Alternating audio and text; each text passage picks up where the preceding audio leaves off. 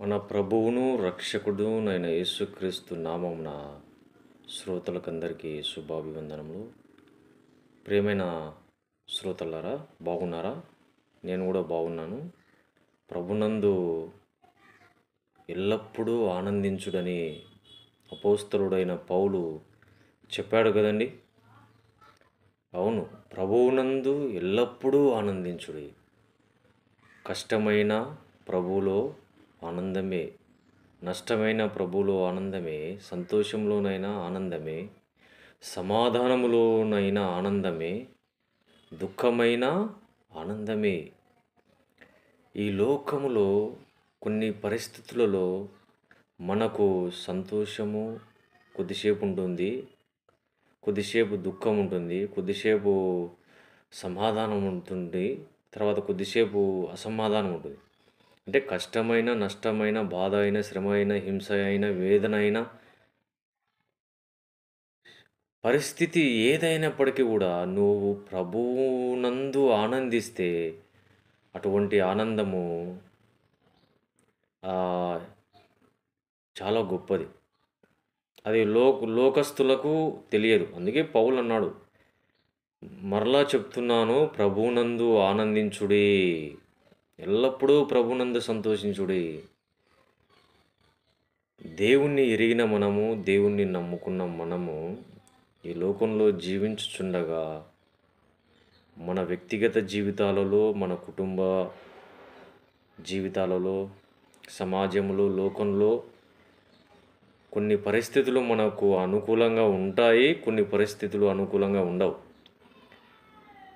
పరిస్థితి ఏదైనా మనము ప్రభువులో ఆనందించాలి.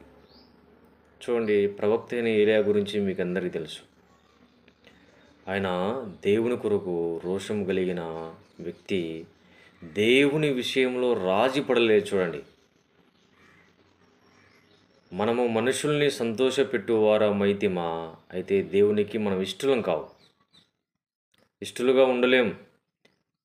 దేవుణ్ణి సంతోషపెట్టి మనుషుల దృష్టిలో ఎలాగున్నా పర్వాలేదు, మనుషులు నిన్ను మంచివాడు అనుకున్నా పర్వాలేదు, చెడ్డవాడు అనుకున్నా పర్వాలేదు, ఏమనుకున్నా లోకము ఇచ్చు బహుమానము, తర్వాత కాంప్లిమెంట్ మనకు అవసరం లేదు. కాబట్టి దేవుడిచ్చు కాంప్లిమెంట్ మనకు కావాలి. ఆయన కాంప్లిమెంట్ ఏంటి? బలా నమ్మకమైన మంచి దాసుడా, నీవు ఈ కొంచెంలో నమ్మకంగా ఉంటివి అన్నమాట. చూడండి, బలా నమ్మకమైన మంచి దాసురాలా, ఈ కొంచెంలో నీవు నమ్మకంగా ఉంటివి, బలా నమ్మకమైన మంచి సేవకుడా, బలా నమ్మకమైన గాయకుడా, బలా నమ్మకమైన సువార్థికుడా, బలా నమ్మకమైన పరిచర్య వ్యక్తి, సంఘ పెద్ద, సంఘ కాపరి, బోధకుడా, నీవెవరైనా సరే, ఓ విశ్వాసి, నమ్మకమైన జీవితం దేవుని కొరకు మనము జీవించాలి. నమ్మకత్వాన్ని దినదినము పెంపొందించుకోవాలి. నీ బంధువులు నిన్ను పట్టించుకోకపోయినా, నీ రక్త సంబంధికులు నిన్ను పట్టించుకోకపోయినా, నీ స్నేహితులు నిన్ను పట్టించుకోకపోయినా, నీ రక్త సంబంధికులు నిన్ను పట్టించుకోకపోయినా, నీ ఇరుగు పొరుగు వారు నిన్ను పట్టించుకోకపోయినా, లోకములో ఉన్న ప్రజలందరూ నిన్ను పట్టించుకోకపోయినా పర్వాలేదు, ఓ ప్రియ విశ్వాసి, ఓ ప్రియ బిడ్డ, అయితే దేవుడు నీకు తోడుగా ఉంటే, దేవుడు నీతో ఉంటే, దేవుడిని పైన నీవు పూర్ణ మనస్సుతో ఆనుకుంటే ఆయన నిజంగా నీకు సహాయకుడు. అందుకే అన్నాడు. చూడండి, దావీదును గురించి కొన్ని సందర్భాలు చదివితే, కీర్తన గ్రంథంలో కానీ, సామ్యలు గ్రంథాలలో కానీ, దినవృత్తాంత గ్రంథాలు కానీ ఆయన గురించి వ్రాయబడి ఉంది కదా. దావీదు ఎక్కడికి పోయినను యెహోవా అతనిని కాపాడుచుండెను. చూడండి, ఎంత మంచి మాట. అతని శత్రువులందరి చేతిలో ఉండి కాపాడినాడు. చూడండి, ఒకసారి గొర్రెలు కాస్తుంటే సింహం నుండి కాపాడినాడు, సింహాన్నే చంపేసినాడు దావీదు. చూడండి, ఎంత బలం ఇచ్చాడు దేవుడు, ఎంత ఆత్మశక్తిని ఇచ్చాడు, ఆత్మ బలాన్ని, ఆత్మశక్తిని, ఆత్మ ప్రేరణ. చూడండి, సింహాన్ని చంపడం అంటే చిన్న సంగతి. చూడండి, సింహం ఎంత బలంగా ఉంటుంది. చూడండి, అడవికి రాజు సింహం, సింహాన్ని చూస్తే ఎవరికైనా మానవునికి గుండె జారిపోవాల్సిందండి. దాని గంభీరత్వాన్ని, దాని జూలు, దాని రాజసం చూడండి. అలాంటి సింహాన్ని సహితము కూడా దేవుని ఆత్మావేశము వలన, ఆత్మ ప్రేరేపణ ద్వారా, దేవుని శక్తి ద్వారా దావీదు సింహాన్ని సహితము కూడా చంపగలిగినాడంటే చిన్న వయసులో చిన్న సంగతి కాదు కదా ప్రియులరా, ప్రియ శ్రోతలారా, గొప్ప విషయమే కదా. అలాగనే ఎలుగుబంటిని కూడా చంపేశాడు చూడండి. ఎలుగుబంటి కూడా చాలా బలమైనది చూడండి. ఎలుగుబంటి కూడా చాలా బలమైనది. ఎలుగుబంటి ఎదురు పడ్డామంటే అది 99% మరణం ఖచ్చితం. సింహమైన చాలా ప్రమాదకరమైనది, ఎలుగుబంటి అయినా ప్రమాదకరమే. సింహాన్ని చంపాడు దావీదు, ఎలుగుబంటిని చంపాడు దావీదు. సింహము నుండి కాపాడినాడు దేవుడు చూడండి, ఎలుగుబంటి నుండి కాపాడినాడు చూడండి, గొల్యాతు నుండి దేవుడు విజయాన్ని అనుగ్రహించినాడు, దావీదును కాపాడినాడు చూడండి, సౌలు చేతిలో నుండి కాపాడినాడు చూడండి, అతని శత్రువులందరి చేతిలో నుండి కాపాడినాడు ఒకసారి. తర్వాత దేవుడు చెప్పిన విధంగానే దావీదు జీవితంలో జరిగింది. నీ ఇంటి వారం మూలముననే నీకు అపాయం పుట్టింతును అని. ఎందుకు? ఆయన పాపం చేసినప్పుడు దేవుడు ప్రవక్తనైన నాతానును పంపించాడు, సంగతులంతా చెప్పేశాడు ప్రవక్త ద్వారా. దేవుడు చెప్పిన విధంగానే తన సొంత కుమారుడైన అబ్షాలోము లేచి తన తండ్రి మీదికి విరోధంగా లేచి రాజరికాన్ని ఆక్రమించుకున్నాడు. చెప్పులు లేకుండా దావీదు భార్యలను దావీదుతో ఉన్న యోధులు ఒలివలకుండా ఎక్కుతూ దావీదు ఏడ్చుచూ ఎంతో దుఃఖపడి అబ్షాలోము అను తన కుమారుని ఎదుట నుండి పారిపోయాడు కదండి. చూడండి, చివరికి దేవుడు అబ్షాలోమునే యుద్ధములో ఓడిపోయి హతమవునట్లు చేశాడు. కానీ దావీదును మాత్రం దేవుడు కాపాడినాడు. కానీ విక్టరీ దావీదుకే, విజయము దావీదునే వరించింది. ఎందుకు? దేవుడు తోడుగా ఉన్నాడు దావీదు. చూడండి, అందుకే దేవుడు నీతో ఉంటే నిన్ను ఏమనుకున్నా, నీ జీవితం ఎలాగున్నా, నీ పరిస్థితులు ఎలాగున్నా ఆయన నీతో ఉన్నాడనుకో, నీవు ఆయన మీద ఆనుకున్నావనుకో, ఆయన ఆశ్చర్యకరమైన సహాయము నీకు అనుగ్రహించబడుతుంది. చూడండి,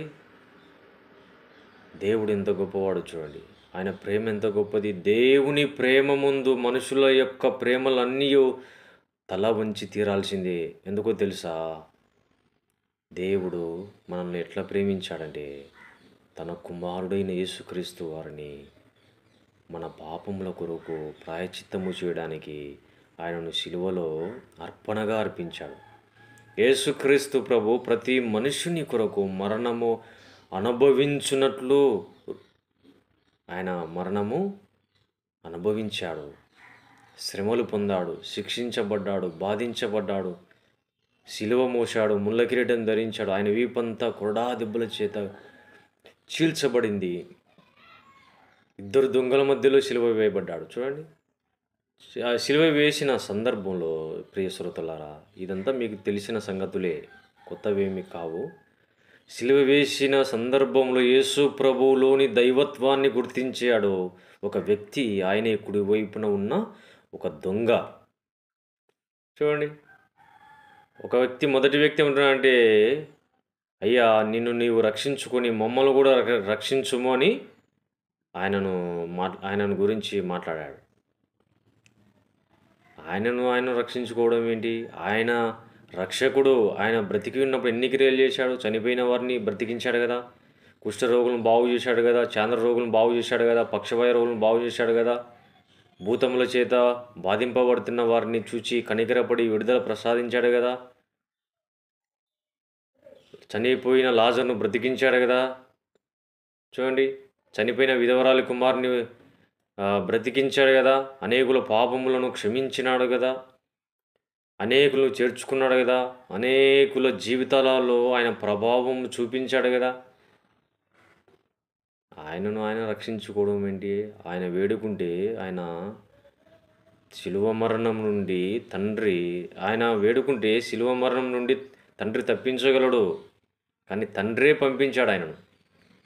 తండ్రి లోకానికి ఆయనను అర్పణగా అర్పించడానికి, తన కుమారుణ్ణి సిలువలో అర్పణగా అర్పించడానికే ఆయనను ప్రతిష్ఠించి అభిషేకించి లోకానికి పంపించాడు. ఎందుకంటే నశించిన దానిని వెదకి రక్షించుటకు మనుష్య కుమారుడు ఈ లోకమునకు వచ్చెను అన్న సంగతి, అన్న మాట, భావన ఆయన తెలియజేశాడు కదండి యేసు ప్రభు. నా ఇష్టము నేను నెరవేర్చుకున్నటకు రాలేదు కానీ పరలోకమందున్న తండ్రి చిత్తము నెరవేర్చడానికి భూలోకమునకు దిగి వచ్చి తిని. చూడండి చివరికి అందుకే రెండో దొంగ ఏమన్నాడండి? వారిని గద్దించి మనము చేసిన పాపములను బట్టి, దొంగతనములను బట్టి, నేరములను బట్టి, తప్పులను బట్టి ఈ శిలువ శిక్ష మనకు తగినదే. కానీ ఈయన అయితే ఏ నేరము చేయలేదు, ఎవరికి కీడు చేయలేదు, ఎవరికి నష్టం కలిగించలేదు, ఎవరిని బాధ పెట్టలేదు. ఈయన నీతిమంతుడు, ఈయన దేవుని కుమారుడు, దేవునికి భయపడవా అన్నారు. చూడండి, మనం అదే శిక్షల విధిలో ఉన్నాం కదా, మనం శిక్షించబడుతున్నాం, ఇది మనకు న్యాయమే. కానీ ఈయన ఏ నేరం లేదు. అయితే యేసు ప్రభువును అడిగాడు. ఆ కుడివైపున ఉన్న ఆ దొంగ యేసు ప్రభువును ఏమని అడిగాడంటే, యేసు, నీవు నీ రాజ్యంలోనికి వచ్చినప్పుడు నన్ను జ్ఞాపకం చేసుకో. ఆయనలోని దైవత్వాన్ని, ఆయనలోని దైవ గుణ లక్షణములను ఈ కుడివైపున ఉన్న దొంగ గుర్తించాడు. యేసు ప్రభువు రాజ్యం ఉంది, ఆయన రాజు, ఆయన రాజ్య పరిపాలన చేస్తాడు, ఆయన రాజ్యము యుగయుగాలు ఉంటుంది, ఆయన దేవుని కుమారుడు, దైవ లక్షణములు ఆయనలో ఉన్నవని కుడివైపున ఉన్న దొంగ గుర్తించి వెంటనే సిచ్యువేషన్, ఆయన కొద్దిసేపు చనిపోతాడు. యేసు ప్రభుతో పాటు ఆ కుడివైపున దొంగ చనిపోతాడు, ఎడమవైపున దొంగ కూడా చనిపోతాడు. అయితే కుడివైపున దొంగ మారుమనసు పొందాలని, మారుమనసు పొందడానికి పశ్చాత్తాపుడై యేసు ప్రభువును మోమాటం లేకుండా ఆ సిచ్యువేషన్లో అడిగేశాడు. యేసు, నీవు నీ రాజ్యములోనికి వచ్చినప్పుడు నన్ను జ్ఞాపకము చేసుకో. అందుకు ప్రభువు అన్నాడు, నేడు నీవు నాతో కూడా పరదైసులో ఉందువని నీతో నిశ్చయముగా చెప్పుచున్నాను. ఎంత ఆ కుడివైపున్న దొంగ జీవితం ధన్యతమైంది కదా. ప్రభుతో పాటు నేడు నీవు నాతో కూడా. చూడండి, ప్రభువు మనతో ఉంటే ఎంత మేలుండి, ప్రభువు మనతో ఉంటే ఎంత క్షేమం, ప్రభువులో మనం ఉంటే ఎంత ఆనందము, ఎంత ఆత్మీయత, ఎంత సంతోషము. చూడండి, మరణమైన, జీవమైన, రోగమైన, బాధలైన, కష్టాలైన, నష్టాలైన, శ్రమలైన, ఆర్థిక ఇబ్బందులైన, అప్పులైన, ప్రపంచంలో పరిస్థితులు ఎలా ఉన్నా సరే, ఓ ప్రియ బిడ్డ, విశ్వాసి, ప్రియ సోదరులారా, యేసుక్రీస్తు ప్రభువు నీతో ఉంటే ఆ ఆనందము లోకమివ్వలేని ఆనందము. 1000 కోట్లు పెట్టినా కూడా దేవునిలో ఉండే ఆనందము, ఆత్మీయత, ఆ సంతోషము, సమాధానము ప్రియులరా మనము బయట సంపాదించుకోలేము. అది కేవలము దేవుని ఉచిత కృప, దేవుని కృప వరము. అందుకే కుడివైపున్న దొంగ జీవితము ధన్యతమైంది. ఒక్క క్షణములో అతని జీవితము మారిపోయింది ప్రియులారా. అవును, మారిపోయింది ప్రియులారా. చూడండి, అతడు బ్రతికున్నప్పుడు ఎంతోమందిని బాధ పెట్టాడు, ఎంతోమందిని దుఃఖ పెట్టాడు, ఎంతోమందిని దోచుకున్నాడు, ఎందరినో హింసించాడు, ఎందరినో బాధ పెట్టాడు, ఎందరి సొమ్మును అపహరించాడు. కానీ తాను చనిపోతున్న సందర్భంలో, చివరి సిచ్యువేషన్లో ప్రభువును వేడుకున్నాడు. చూడండి, యేసు ప్రభువును అడిగాడు. యేసు ప్రభువా, నీవు నీ రాజ్యంలోనికి వచ్చినప్పుడు నన్ను జ్ఞాపకం చేసుకో. ఎంత మంచి శ్రేష్టమైన ప్రశ్న అడిగాడండి ప్రభును. ప్రభు కూడా సమాధానం ఇచ్చాడు కదండి. నేడు నీవు నాతో కూడా పరదైసులో ఉందువని నీతో నిశ్చయముగా చెబుతున్నాను. నేడు నీవు నాతో కూడా. చూడండి, ప్రభు దగ్గరికి వెళ్ళిపోయాడు. కుడివైపు ఉన్న దొంగ దేవుని రాజ్యానికి వారసుడయ్యాడు, దేవుని కుమారుడయ్యాడు. దేవుని మాట చేత ప్రభుతో పాటు పరదేశంలోకి వెళ్ళిపోయాడు. అతని జీవితము ధన్యతమైంది. ఒక్క క్షణములో ప్రాణం పోయే సమయంలో యేసు ప్రభువును అంగీకరిస్తే, వేడుకుంటే నీ జీవితం కూడా అలాగే ఉంటుంది. ఇంకొకటి మీకు తెలుసు కదా ప్రియులారా, ఒక మాట చెప్తాను, జ్ఞాపకం చేస్తాను. ఏమిటంటే మరి సాంసను కూడా ఆయనను పట్టుకొని వెళ్ళినప్పుడు చివరి సమయంలో ఆయనను సంకెళ్ళతో కట్టేసినప్పుడు ఆ గుడిలో సిచ్యువేషన్ జరిగిన విధానాన్ని మనం జ్ఞాపకం చేస్తాం. అతని కళ్ళు ఊడవెరికేశారు శత్రువులు. యెహోవా నిబంధనను మీరాడు. చూడండి, యెహోవా ఆత్మ అతన్ని విడిచిపోయింది. అతని బలము అతనిలో లేదు. సాధారణ స్థితిలో ఉండిపోయాడు. ఒక యోధుడు, వీరుడు, పరాక్రమశాలి, బలవంతుడైన వాడు, మహా బలము కలిగిన సాంసోను శత్రువుల చేతిలో చిక్కిబడిపోయి రెండు కన్నులు పోగొట్టుకుని గుడ్డివాడై ఆ అన్యుల యొక్క గుడిలో అశేష ప్రజలు ఎగతాళి చేస్తున్నారు, దూషిస్తున్నారు, అవమానం చేస్తున్నారు, తిడుతున్నారు, నవ్వుతున్నారు. చివరి సమయంలో ప్రభువును, తన సృష్టికర్త అయిన దేవుణ్ణి అడిగాడు. యెహోవా నా ప్రభువా, ఈ ఫిలిస్తీన్లను దండించి ఒక్కసారి నేను పగ తీర్చుకుంటాను.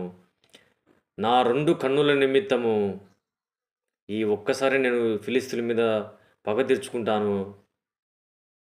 నన్ను జ్ఞాపకం చేసుకో ప్రభువా అన్నాడు. చూడండి, నన్ను జ్ఞాపకం చేసుకో. కుడివైపున ఉన్న దొంగను యేసు ప్రభు జ్ఞాపకం చేసుకున్నాడు కదండి. అయితే సాంసోను జీవితంలో చివరి సమయంలో ప్రాణం పోతుంది. కొద్ది సమయంలో చంపేస్తారు ఇంకా ఫిలిస్తీన్లు, శత్రువులు. ఆ ఫిలిస్తీన్లు ఇప్పుడు యుద్ధం జరుగుతుంది కదండి. ఇజ్రాయెల్ దేశం పక్కన గాజా ఉంది కదా, ఆ ప్రాంతంలో ఉండేవాళ్ళు ఒకప్పుడు ఫిలిస్తీన్ల యొక్క జాతి. ఆ గాజాలోకి సాంసోను తీసుకుని వెళ్ళి ఫిలిస్తీన్లు తమ గుడిలో ఆయన కట్టేసి చంపనీకి ఇంక అంత ప్లాన్ చేసి, ఎగతాళి చేసి, అపహాసిస్తూ, దూషిస్తూ, అవహేళనగా మాట్లాడుతూ, అతన్ని గురించి ఎన్నో సంగతుల గురించి చెప్తూ వాళ్ళు ఆనందపడుతున్నారు తమ శత్రువు దొరికిందని. శత్రువు దొరికితే ఎవరు కదండి, ఖచ్చితంగా చంపేస్తారు కదండి. అయితే ఈ ఫిలిస్తీన్ల శత్రువైన సాంసోను వారి చేతికి చిక్కాడు. ఈ సాంసోను ఇజ్రాయేలు వాడు కదండి, యూదా జాతికి చెందిన వాడు కదండి. అయితే యెహోవా యెహోవాకును తనకును ఉన్న నిబంధనను, దేవుని కమాండ్ను సాంసోను మీరిపోయాడు. వేశ్యలతో సాంగత్యం చేశాడు. చూడండి, అన్య స్త్రీని వివాహం చేసుకున్నాడు. అతని భార్య వేరొకనికి ఇవ్వబడింది. దెలీలా స్త్రీని మోహించాడు. చూడండి, ఎన్నో జరిగాయి. దేవుడు మంచిదైనా చెడ్డదైనా, తన ప్రజలు మంచి చేసినా చెడ్డ చేసినా కూడా బైబిల్లో వ్రాయించాడు. అది బైబిల్ యొక్క ప్రత్యేకత ప్రియులారా. తన ప్రజలు తప్పు చేస్తే తప్పు అని చెప్పాడు, ఒప్పు చేస్తే ఒప్పు అని చెప్పాడు. ఇశ్రాయేలుకు ఆధారమగు వాడు నరుడు కాడు, ఆయన అబద్ధమాడడు, పశ్చాత్తాపడడు. దేవుడు తన ప్రజలని దాచుకోడు. వారు తప్పు చేసినా ఒప్పు చేసినా ఖచ్చితంగా ఆయన చెప్పేస్తాడు, నువ్వు ఆజ్ఞ మీరుతున్నావు. సొలొమోను తప్పు చేశాడు కదండి. సొలొమోను యెహోవా ఆజ్ఞలను గైకొనకపోవుట యెహోవా చూచి 2 సార్లు ప్రత్యక్షమై, నువ్వు అన్య దేవతలను అనుసరిస్తున్నావు, అన్య దేవతలకు బలిపీఠం కట్టిస్తున్నావు, అన్య స్త్రీలైన నీ భార్యల నిమిత్తము నువ్వు ధూపం వేసి అన్యుల యొక్కటువంటి ఆచారాలు ఆచరిస్తున్నావు అని 2 సార్లు ప్రత్యక్షమై ఇశ్రాయేలు దేవుడిని యెహోవా హెచ్చరించినప్పటికీ సొలొమోను హృదయము ఆయన వైపుకు తిరగలేదు. అందుకే దేవుడు వెంటనే విరోధిని లేపాడు సొలొమోనుకు. దేవుడు హెచ్చరించేవాడు, దేవుడు బుద్ధి చెప్పేవాడు, దేవుడు తన నిబంధన మీరినప్పుడు హెచ్చరికలు చేస్తాడు తన ప్రవక్తల ద్వారా, తన పిల్లల ద్వారా. చూడండి, సొలొమోను వినలేదు, సాంసోను కూడా వినలేదు. చనిపోయే సందర్భంలో బుద్ధి తెచ్చుకున్నాడు. చూడండి, ఏమని బుద్ధి తెప్పించుకున్నాడు? కనీసము నాకెవరు సహాయం చేయలేరు, నా బంధువులు, రక్తం స్నేహితులు అందరూ నాకు సహాయం చేసే పరిస్థితులు కూడా నేను లేను. వేరే దేశంలో ఆ గాజాలో శత్రువుల చేతికి చిక్కి ప్రాణం పోతుంది కొద్దిసేపులో. తన దేవుడైన యెహోవాను జ్ఞాపకం చేసుకొని సాంసోను మొరపెట్టాడు. అయితే సాంసోను యొక్క ప్రార్థనను దేవుడు యాక్సెప్ట్ చేసి తన బలాన్ని, శక్తిని మరలా ప్రొటెక్ట్ చేశాడు చూడండి. అందుకే శత్రువులందరినీ చంపాడు. ఇంచుమించు 3000 మందిని ఒకేసారి హతమార్చాడు చూడండి. గుడికి ఆధారంగా ఉన్న 2 స్తంభములను బలముగా లాగినప్పుడు గుడి పైన ఉన్నవారు, గుడి లోపల ఉన్న వారిని అందరినీ చంపేశాడు చూడండి. ఇంచుమించు 3000 మంది ప్రజలు నిండుకొని ఉన్నారు చూడండి. 3000 మంది ఒక్క వ్యక్తిని అపహాసిస్తూ, దూషిస్తూ, అవమానం చేస్తూ, అవలయ చేస్తూ, ఎగతాళి చేస్తూ, అతన్ని చంపడానికి ఆలోచన చేస్తూ వాళ్ళు ఆ విధమైన సిచ్యువేషన్లో ఉన్నప్పుడు దేవుడు సంసోను ప్రార్థన ఆలకించి ఫిలిష్తీయులందరినీ హతమగునట్లు చేశాడు. మరలా బలం ఇచ్చాడు. సంసోను తాను చనిపోయి తనతో పాటు 3000 మందిని చంపాడు చూడండి. అతడు బ్రతికున్నప్పుడు చంపిన వారి లెక్క కంటే చనిపోయేటప్పుడు చంపిన వారి లెక్క ఎంతో గొప్పది. కాబట్టి ప్రియ శ్రోతలారా, దేవుని వాక్యంలోని సత్యాన్ని మనము గ్రహించు. అందుకే దేవుని ప్రేమ నుండి నీవు విడిపోకూడదు. దేవుని కృప నుండి నీవు విడిపోకూడదు. దేవునికి దూరము కాకూడదు. దేవునికి దూరం అయిపోతే, దేవుని ప్రేమకు దూరం అయిపోతే, దేవుని నుండి నువ్వు ఎడబాస్తే నీ జీవితము ఎంతో దుర్భర స్థితిలో ఉంటుంది. జాగ్రత్త. అందుకే దేవుడు మన నుండి మనము వేరైపోతే ఏం సాధించలేం. నాకు వేరుగా ఉండి మీరు ఏమీ చేయలేరన్నాడు ప్రభువు కదండి. కాబట్టి ఈ వాక్యం మీకు నచ్చితే లైక్ చేయండి, సబ్స్క్రైబ్ చేయండి, షేర్ చేయండి. God bless you.